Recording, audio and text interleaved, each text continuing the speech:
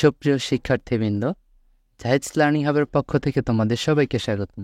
আজ আমরা অষ্টম শ্রেণীর গণিত বিষয়ে সামষ্টিক মূল্যায়ন প্রস্তুতি পৃষ্ঠা নম্বর 137-এর সমাধান ক্লাসটি উপভোগ করব।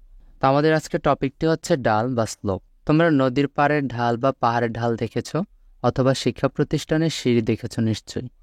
সমতল ভূমির সাপেক্ষে নদীর পাড় ক্রমশ নিচু হয়ে যায়, আবার পাহাড় ও সিঁড়ি সমতল ভূমির সাপেক্ষে ক্রমশ উঁচু হয়ে যায়। সমভূমির সাপেক্ষে ক্রমশ উঁচু বা নিচু হওয়া বিষয়টিকে আমরা ঢাল হিসেবে চিনি। সহজ কথায় ঢাল বলতে বোঝায় কোনো কিছু ক্রমশ উঁচু বা নিচু হওয়া। তোমরা চিত্র 6.13 দেখতে পাচ্ছ নদীর ঢালু পাড়, অর্থাৎ হচ্ছে এটি ওপরের দিক থেকে নিচের দিকে কিন্তু ঢালুর অবস্থানে রয়েছে, এবং 6.14-এর মধ্যে চিত্রটি দেখতে পাচ্ছ এটি একটি পাহাড়ের ঢাল, অর্থাৎ তোমরা উপরের দিক থেকে নিচের দিকে এটি ঢালু হিসাবে দেখতে পাচ্ছ।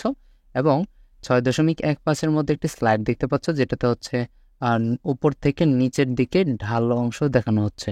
স্থানাঙ্ক জ্যামিতিতে এক্স অক্ষের ধনাত্মক দিকের সাপেক্ষে কোনো সরলরেখা কতটুকু আনত তাকেই ঢাল বা স্লোপ হিসেবে বিবেচনা করা হয়।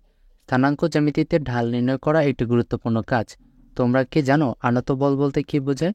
আনত বল হলো আনুভূমিক দূরত্বের সঙ্গে উলম্ব দূরত্বের অনুপাত, অর্থাৎ আনুভূমিকভাবে এক একক দূরত্ব অতিক্রম করলে তার সাপেক্ষে উলম্ব দিকে কতটুকু পরিবর্তন হয় তার পরিমাণ হলো ঢাল। পাশে একটি সিঁড়ির চিত্র দেওয়া রয়েছে, আর এর আনুভূমিক দূরত্ব এবি এবং উলম্ব দূরত্ব বিসি হলে তাহলে আমরা চিত্রটি আগে বুঝে নিই, তারপর হচ্ছে আমাদের সূত্রে ফিরব। তোমরা হাতের বাম দিকে দেখতে পাচ্ছ ও বিন্দু, এবং হাতের ডানে রয়েছে বি বিন্দু, যার মধ্যবিন্দু, অর্থাৎ হচ্ছে মধ্য বললেও ভুল হবে, কারণ এটি যে কোনো একটি বিন্দু নির্বাচন করতে পারো, সেটাকে এ বিন্দু ধরতে পারো। এবং বিসি অংশ হচ্ছে গিয়ে লম্ব, অর্থাৎ আমরা এটা একটা ত্রিভুজ অঙ্কন দেখতেছি যেখানে হচ্ছে 90 ডিগ্রি সম্বলিত একটি এক সমকোণ ত্রিভুজ, এবং তারপর হচ্ছে এ বি হচ্ছে তার ভূমি। হ্যাঁ, এ বি হচ্ছে ভূমি, এবং হচ্ছে এসিটা তার হচ্ছে অতিভুজ, আর বিসিটা হচ্ছে উচ্চতা। তাহলে আমরা এগুলো কিন্তু লিখে নিলাম আমাদের বোঝার সহজ সুবিধার্থে, ঠিক আছে। এখানে যদি আমরা সিঁড়ির ঢাল নির্ণয় করতে চাই তাহলে হবে এবি বাই বিসি, যেখানে আনুভূমিকদের দূরত্ব যেটা দেওয়া আছে এটা দিয়ে হচ্ছে উলম্ব দূরত্বটাকে যদি আমরা ভাগ করে দিই তাহলে কিন্তু আমরা সিঁড়ির ঢাল যেটা এটা নির্ণয় করতে পারবো। দেখো এখানে এবি হচ্ছে তার ভূমি এবং বিসি হচ্ছে তার উচ্চতা, এসি হচ্ছে অতিভুজ। এখন আমরা যদি সিঁড়ির ঢাল অর্থাৎ হচ্ছে এসি অতিভুজ বের করতে চাই তাহলে এখানে কিন্তু পিথাগোরাসের সূত্রটা অ্যাপ্লাই করলেও কিন্তু আমরা অতিভুজের মান পেয়ে যাব। তো সিঁড়ির ঢাল যদি বের করতে চাই সেই ক্ষেত্রে আমাদের বিসি এর যে মান হবে সেটাকে এবি এর মান দ্বারা যদি আমরা ভাগ করে দিই তাহলে হচ্ছে সিঁড়ির ঢালটা পেয়ে যাচ্ছি। স্থানাঙ্কের মাধ্যমে ঢাল নির্ণয়।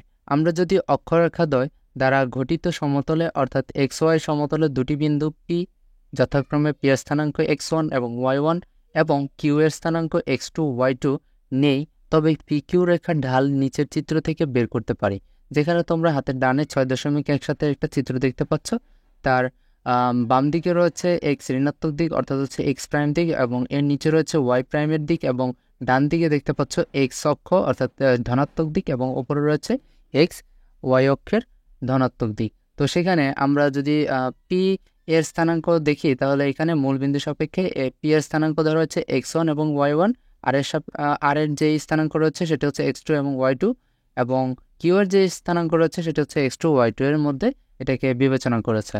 তো পি কিউ রেখার যদি ঢাল নির্ণয় করতে চাই তাহলে আমাদেরকে করতে হবে আর কিউ এর মান যেটা পাবো কুটিদ্বয়ের অন্তর, অর্থাৎ তোমাদেরকে আরেকটু সহজ করে যদি বলতে চাই তাহলে এখানে কুটিদ্বয়ের পার্থক্যকে ভুজদ্বয়ের পার্থক্য দ্বারা যদি তোমরা ভাগ করে দাও তাহলে কিন্তু তুমি পি কিউ এর রেখার যে ঢালটা রয়েছে অর্থাৎ হচ্ছে এই যে এইখানকার যে ঢালটা এটা কিন্তু খুব সহজে তোমরা পেয়ে যাবা। সুতরাং আমরা বলতে পারি যে যদি দুটি বিন্দু পি এর স্থানাঙ্ক x1 y1 এবং কিউ এর স্থানাঙ্ক x2 y2 হয় তাহলে পি ও কিউ বিন্দুর সংযোগ রেখার ঢাল m হলে m এর মান তোমরা বের করতে পারবা y2 মাইনাস y1, অর্থাৎ হচ্ছে কুটিদ্বয়ের পার্থক্য ভাগ x2 মাইনাস x1, অর্থাৎ হচ্ছে ভুজদ্বয়ের পার্থক্য। এটি নির্ণয় করলে কিন্তু তোমরা খুব সহজে মানটা বের করতে পারবা।